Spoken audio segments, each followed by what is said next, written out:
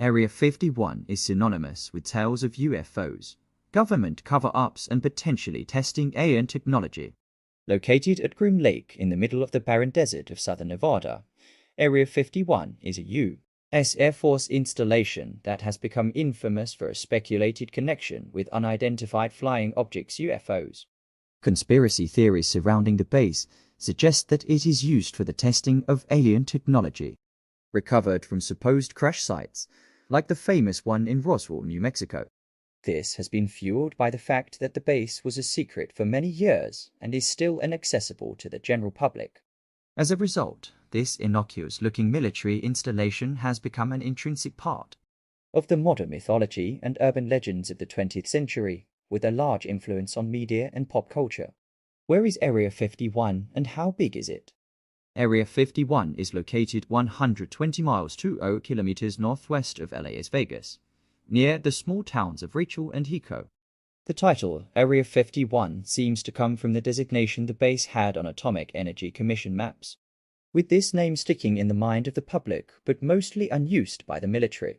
Established in 1955 as part of the Nevada Test and Training Range Complex, the area was also given the name Paradise Ranch in an attempt by aerospace company Lockheed Martin to draw employees to the base. Today, the base and the wider Nevada Test and Training Range Complex are part of the Nevada National Security Site (NNSS), with the CIA referring to it as the Groom Lake and Homey Airport. Though satellite imagery of the site had been restricted, since 2018 the base has been visible on Google Maps. Benjamin Radford is an American folklorist, writer, investigator, and skeptic who's authored more than 20 books, including Scientific Paranormal Investigation, How to Solve Unexplained Mysteries, Tracking the Chupacabra, The Vampire Beast in Fact, Fiction and Folklore, and Mysterious New Mexico Miracles, Magic and Monsters in the Land of Enchantment. He's also deputy editor of Skeptical Inquiry magazine and has written several articles regarding the conspiracy theories surrounding Area 51. The base itself is fairly small, but the restricted area around it is over 90,000 acres, 3600 hectares.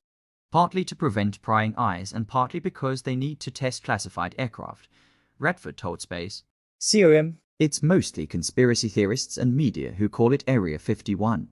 To the US government, it's simply the Nevada Test and Training Range, part of Edwards Air Force Base.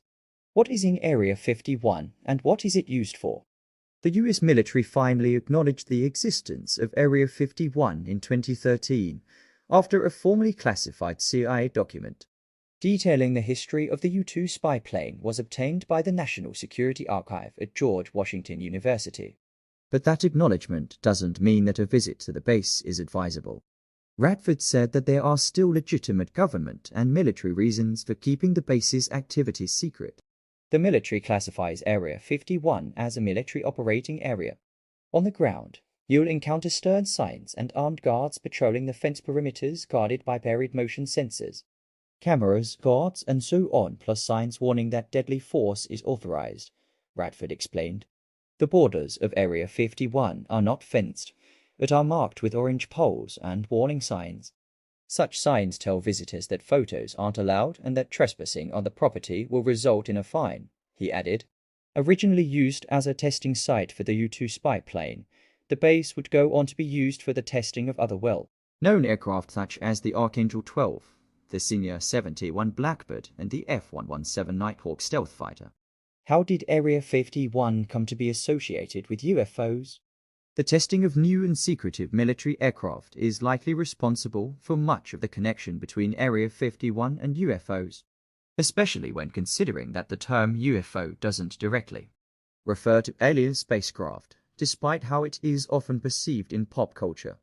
It's true that strange lights and aircraft can sometimes be spotted in the area, so it's an obvious leap to UFOs. But of course, new aircraft might look identical, Radford explained. The basic, flawed premise behind the Area 51 mythology can be boiled down to this. The government won't reveal what's going on there, so it must be something ultra-super amazingly secret.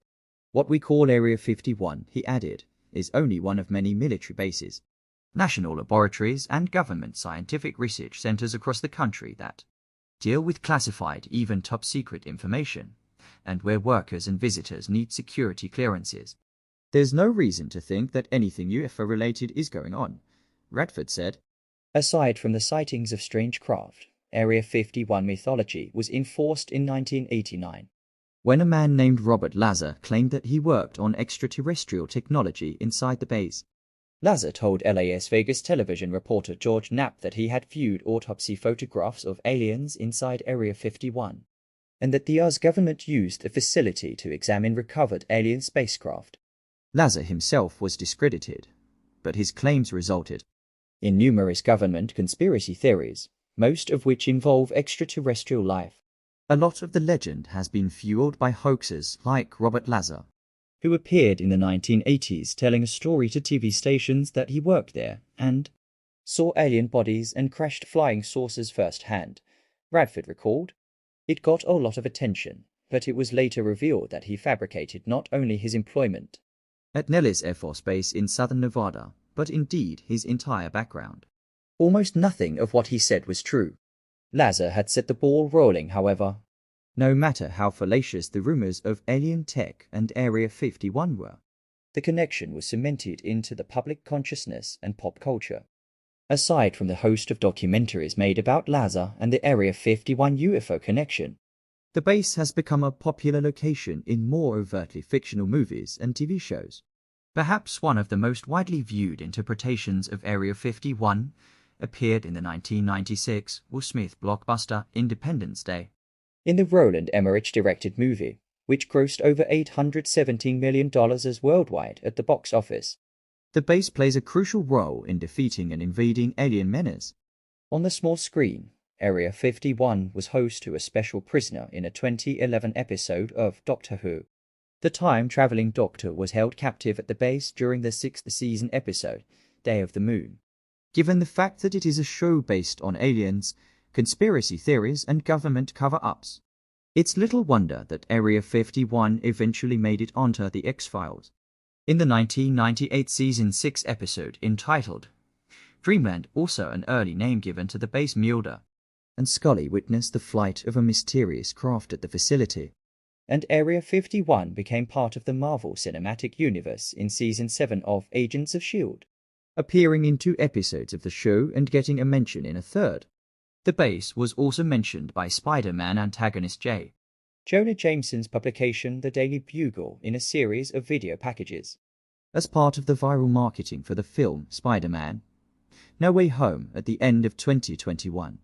The Daily Bugle reports referenced a failed raid on Area 51 by people who aimed to discover evidence of alien life.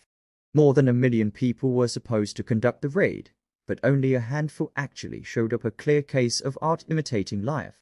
The Storm Area 51 movement.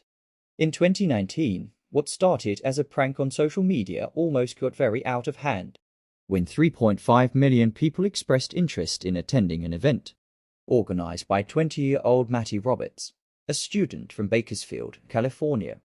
The name of the tongue-in-cheek Facebook event was Storm Area 51. They can't stop all of us. And, as the name suggests, the supposed plan was to charge at the base in large enough numbers to overwhelm security.